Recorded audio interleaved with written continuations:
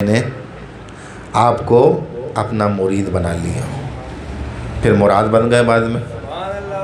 مرید اور مراد میں کیا فرق ہے؟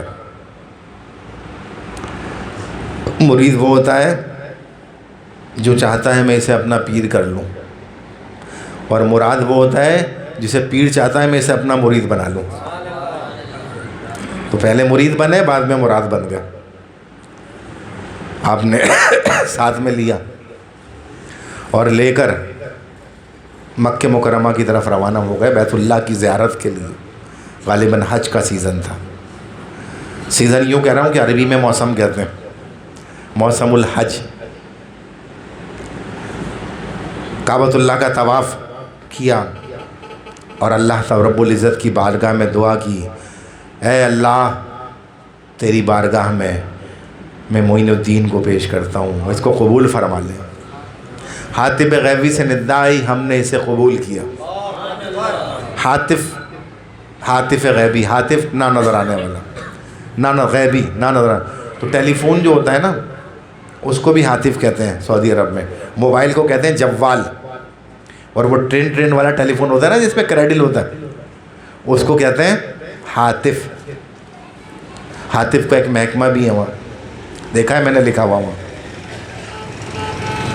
موبائل بج رہا ہے کسی کا غالباً۔ اچھا،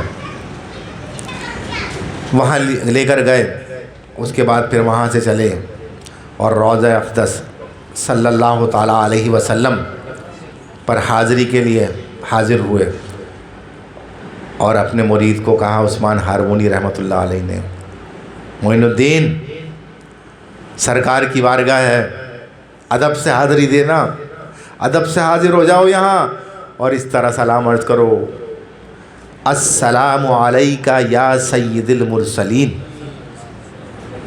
اور جب حاجی میرے پاس آتے ہیں جانے کے لیے تو میں ان کو کہتا ہوں، جب سرکار کے روضے میں حاضری دو پہلی بار، جب بھی پہلی بار دو تو یہی کو، السلام علیکہ یا سید المرسلین، یعنی جتنے بھی بھیجے ہوئے ہیں ان سب کے سردار۔ جب یہ کہا، سرکار کی بارگاہ سے جواب آیا، انہوں نے کہا، یا رسول اللہ، پیر صاحب نے، آپ کی بارگاہ میں معین الدین کو پیش کرتا ہوں۔ سرکار کی بارگاہ سے جواب آیا، ہم نے اس کو ہند الولی بنایا، سلطان الہند بنا دیا۔ اللہ اکبر۔ تو یہ لقب جو آپ کا سلطان الہند یا ہند الولی کا ہے، یہ لقب عطائے رسول اللہ ہے صلی اللہ علیہ وسلم میں۔ کیا مقام ہوگا خواجہ صاحب کا؟ حضور علیہ السلام نے ڈیوٹی لگائی ان کی۔ خواجہ صاحب نے اپنی بیعت سے متعلق ایک کتاب انیس الارواح، اس میں پوری تفصیل لکھی ہے۔ اگر وہ بتانے لگوں تو پھر پورا مہینہ اسی میں گزر جائے گا۔ دیگر معاملات کس طرح گئے، کہاں گئے، کتنے مریدین تھے، کتنے بھاگ گئے، دیکھ دیکھ کے اپنے پیر کہاں چلے گئے، ان کے پیچھے کہاں چلے گئے خواجہ صاحب۔ جب پیچھے دیکھا تو کوئی بھی نہیں رہا، بولے یہی پکا ہے۔ بہرحال اختصار کے ساتھ میں نے آپ کو بیان کیا۔ خواجہ صاحب حضور کی روضے کی زیارت کے بعد بغداد آئے اور حضور غوث اعظم کی خدمت میں پہنچے اور آپ سے ملاقات کی اور فیض حاصل کیا۔ فیض کا حاصل کرنا کیا ہے؟ کیا سمجھتے ہیں آپ؟ کیا سمجھتے ہیں فیض کا حاصل کرنا کیا ہے؟ نہیں سمجھتے ابھی تک، تو پتہ نہیں کب سمجھو گے۔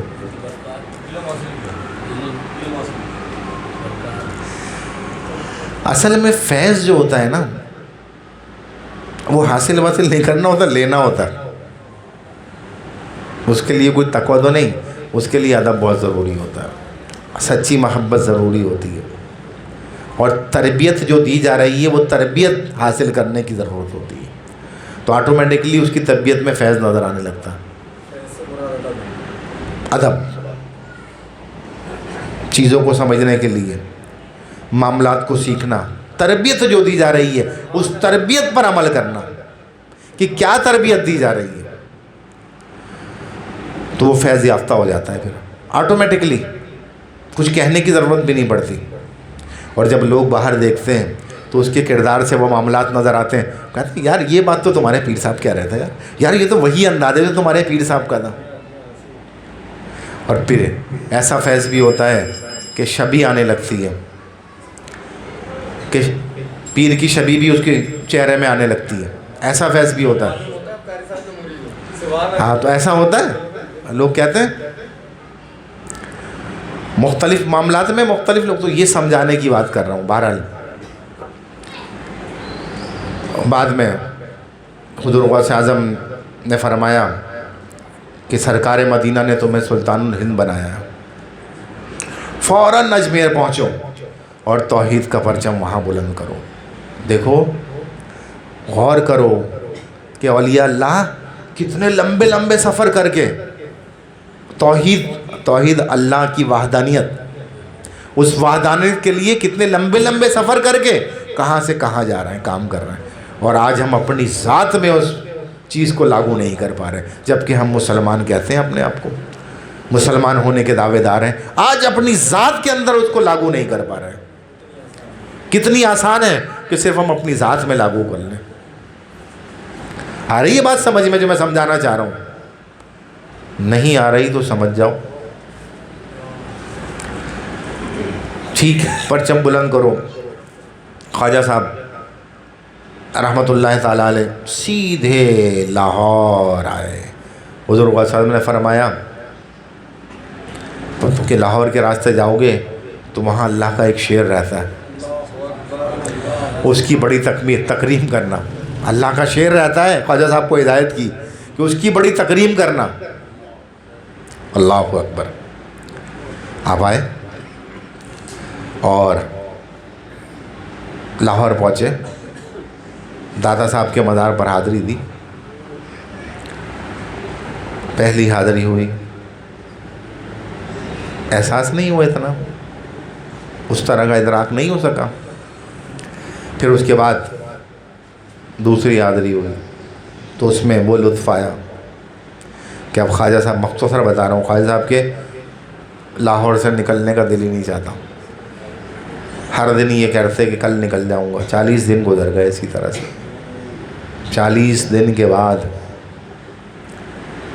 اجازت چاہیے تو پھر خواب دیکھا آپ نے، داتا صاحب نے کہا کہ تم قرآن اتنا اچھا پڑھتے ہو کہ ہمارا دل نہیں چاہتا تمہیں جانے میں، فجر میں قرآن اتنا اچھا پڑھتے ہو تم۔ پھر اس کے بعد جب حضرت بختیار کاکی،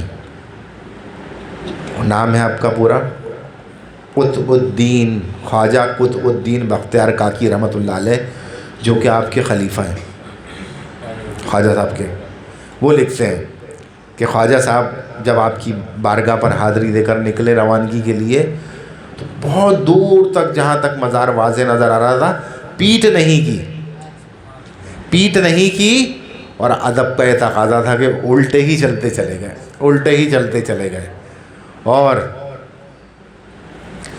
جب نکلے تو خواجہ صاحب نے داتا صاحب کے مزار کی طرف پشت نہیں کی، جیسے میں نے آپ کو بتایا، نکلے اور زبان پر جاری تھا گنج بخش فیض عالم مظہر نور خدا، گنج بخش فیض عالم مظہر نور خدا، ناکسا را پیر کامل کاملہ را رہنما۔ یعنی کہ فیض عالم گنج خزانے بخشتے بھائی، آپ کا فیض تو عام ہے عالم کے لیے، مظہر نور خدا یعنی اللہ کے نور کا مظہر ہے، اور ناقصہ ناقصوں کی تو رہنمائی کرتے ہیں آپ، لیکن کاملوں کی بھی رہنمائی کرتے ہیں، ان کے بھی پیر ہیں، ان کے بھی رہنما ہیں۔ اللہ اکبر۔ یعنی کہتے ہیں نا، نگاہ ولی میں وہ تاثیر دیکھی، بدلتی ہزاروں کی تقدیر دیکھی۔ اللہ اکبر، اللہ اکبر، اللہ اکبر۔ خواجہ صاحب وہاں سے چلے، چل کے ہندوستان یعنی اجمیر، جب تو ہندوستان ہی تھا پورا، چلے اور چل کے وہاں روانہ ہوئے اجمیر کی طرف۔ اجمیر شہر سے باہر ایک جگہ آپ نے پڑاؤ کیا، پڑاؤ سمجھتے ہیں نا، ایک جگہ کیمپنگ کی، کیمپنگ جدید دور ہے نا، ایک کیمپ انسٹال کیا، وہاں پر کیمپ لگایا، کیمپ لگا کر بیٹھے ہیں تو سامنے دیکھا کچھ آگ جل رہی ہے۔ خواجہ صاحب رکے اور درویش کو کہا کہ جاؤ سامنے جا کر، آگ جل رہی ہے، جا کر آگ لاؤ، تھوڑی سی آگ لے آؤ جا کر۔ درویش آگ کے قریب پہنچا، وہاں پر آگ کے پجاری بیٹھے تھے، آگ طلب کی، انہوں نے کہا اگر اپنی خیریت چاہتا ہے تو یہاں سے فوراً چلا جا، کیونکہ آگ کو پوجا کرنے والے تھے وہ لوگ، آگ کو معبود ماننے والے تھے وہ، چلا جا، واپس چلا جا۔ درویش واپس آ گیا اور خواجہ صاحب سے کہا کہ وہ آگ کے پجاری ہیں۔ آگ نہیں، آگ کے پجاری کون ہے جانتے ہو؟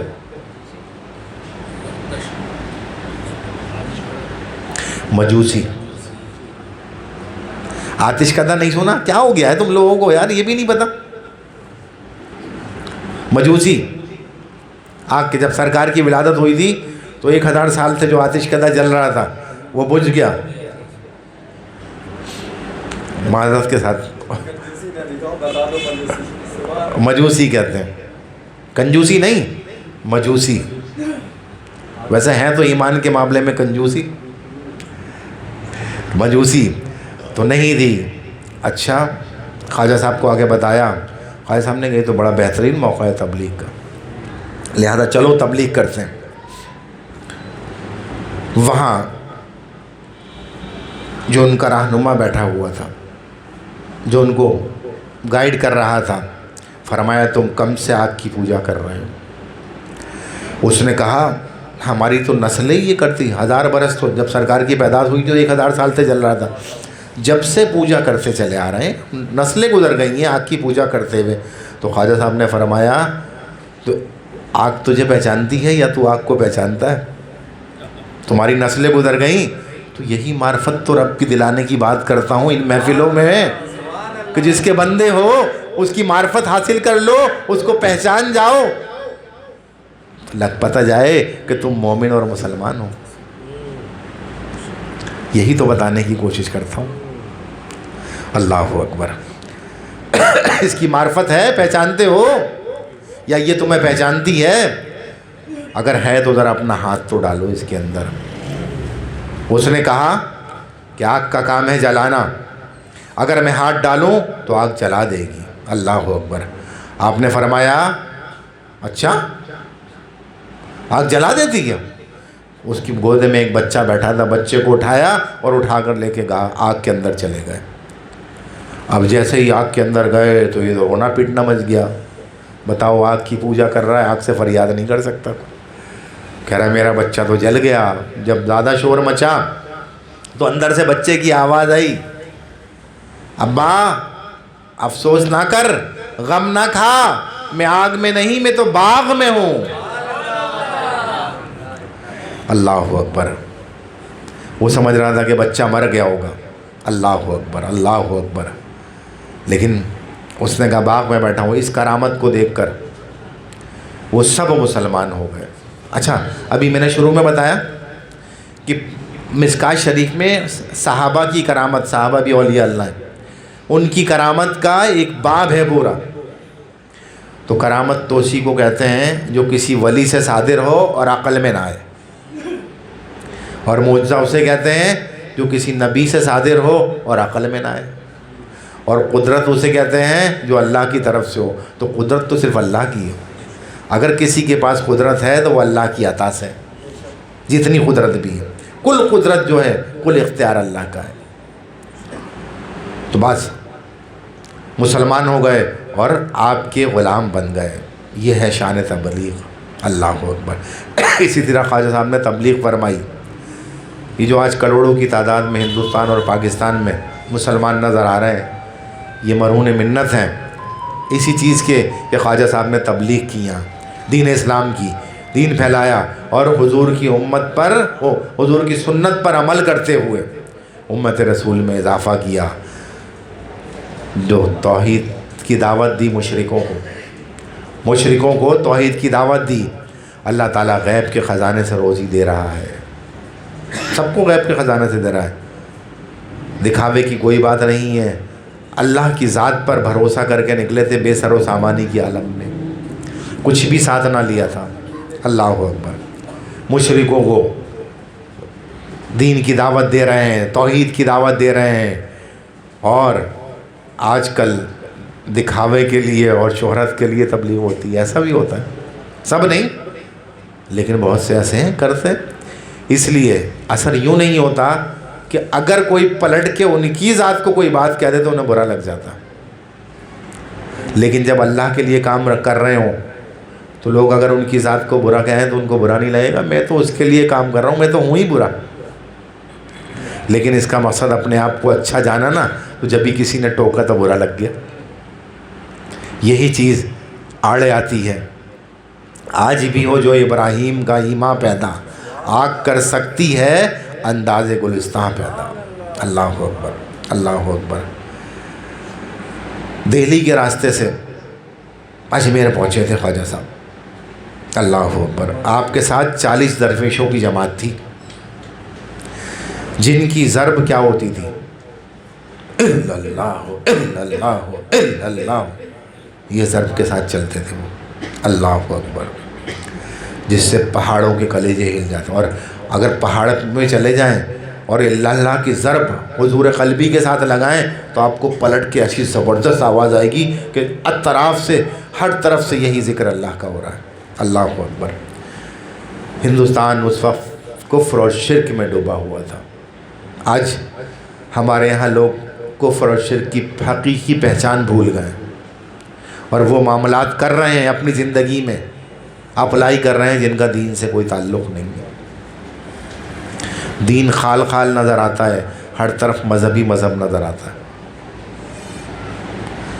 فرق ہے اس میں، پھر کبھی سمجھاؤں گا کہ کیا فرق ہے۔ اللہ اکبر۔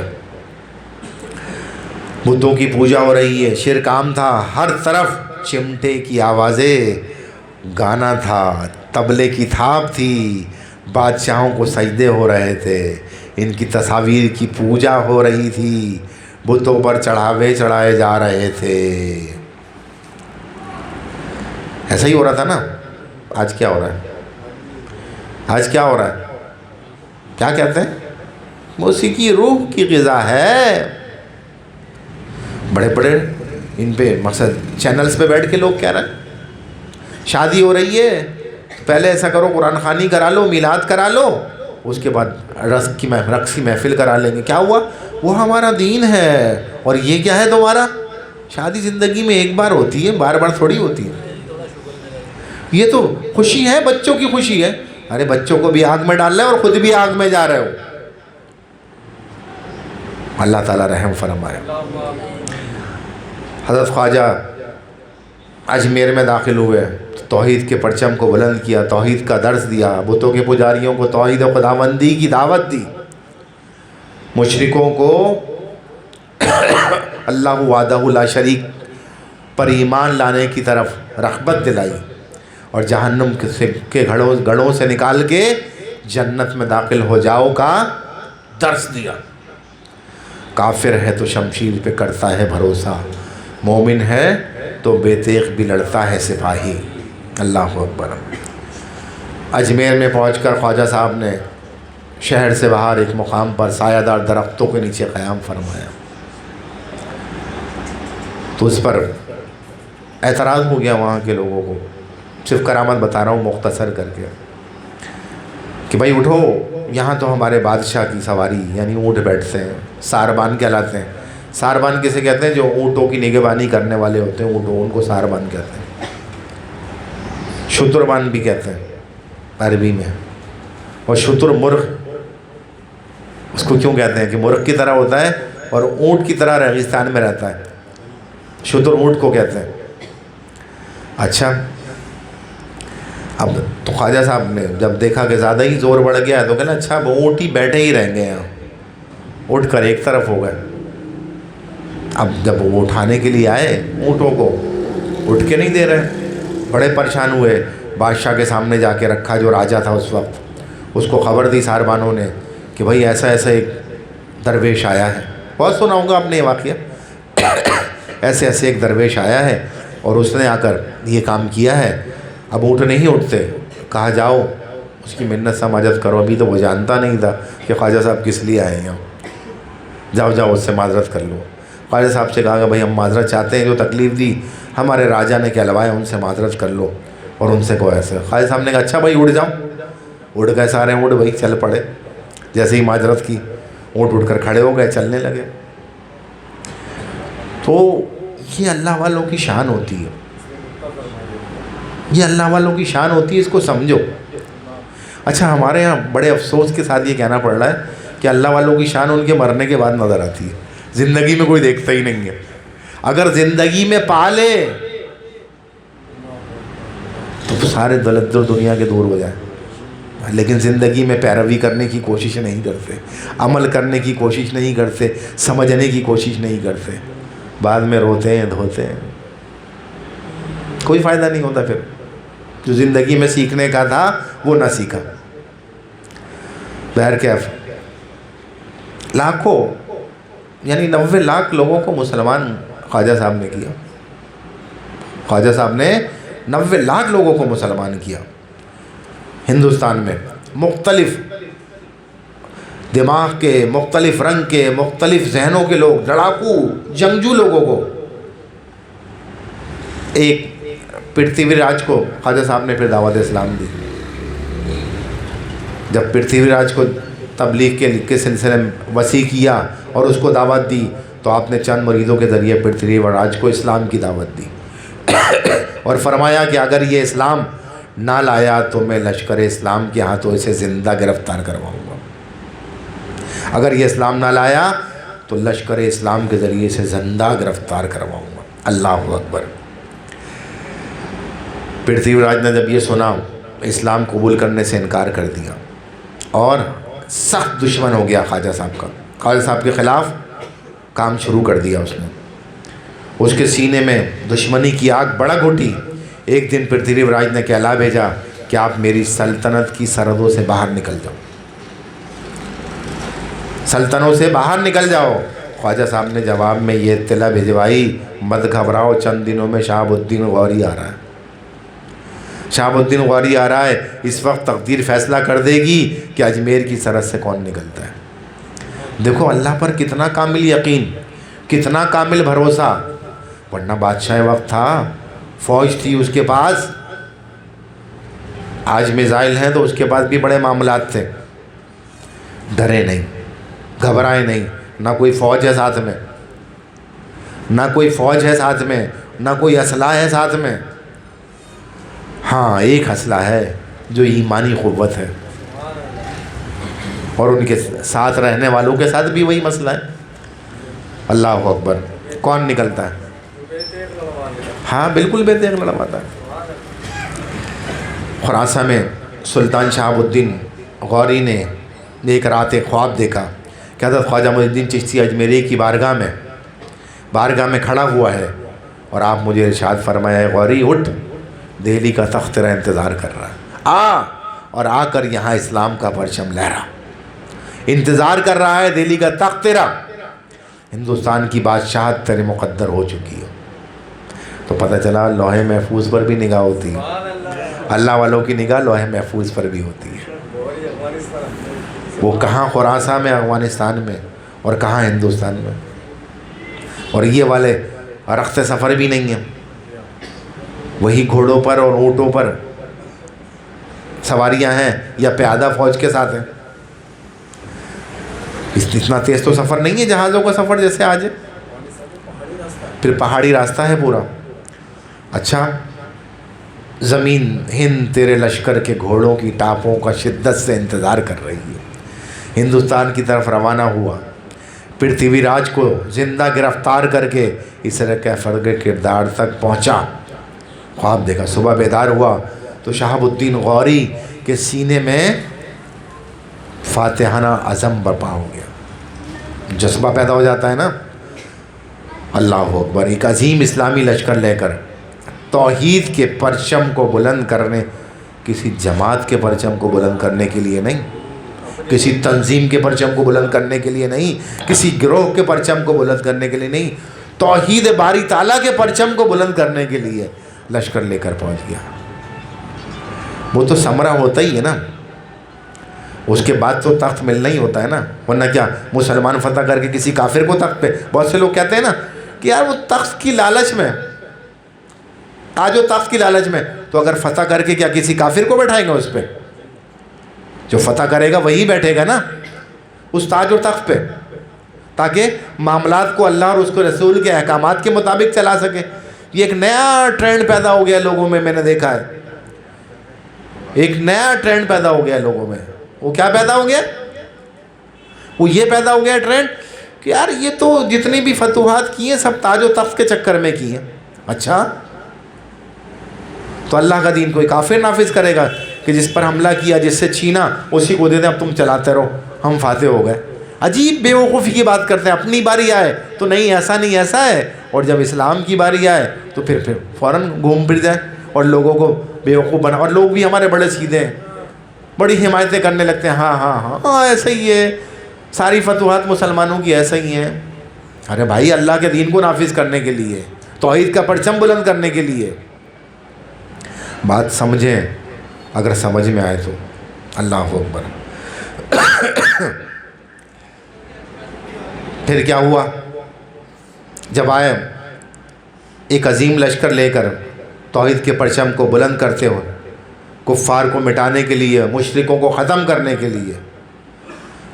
مشرکوں کو ختم کرنا یہ بھی ہے کہ وہ شرک چھوڑ کر اسلام میں داخل ہو جائیں تو مشرک ختم ہو گئے۔ تو ضروری نہیں ہے کہ صرف ان کو تلوار سے مار دیا جائے، یہ بھی طریقہ ہے، اسلام میں داخل ہو جائیں، چھوڑ دیں، حق پر آ جائیں۔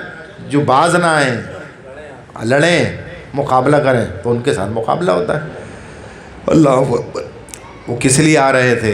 آج بھی یہی ہو رہا ہے، کفر کو مٹانے کے لیے، مشرکوں کو ختم کرنے کے لیے، بدکاری، شراب، جوا، ناچ گانے کو ختم کرنے کے لیے، اسلام کی نشر و اشاعت کے لیے، قرآن کے پیغام کو عام کرنے کے لیے ہندوستان کی طرف روانہ ہوا۔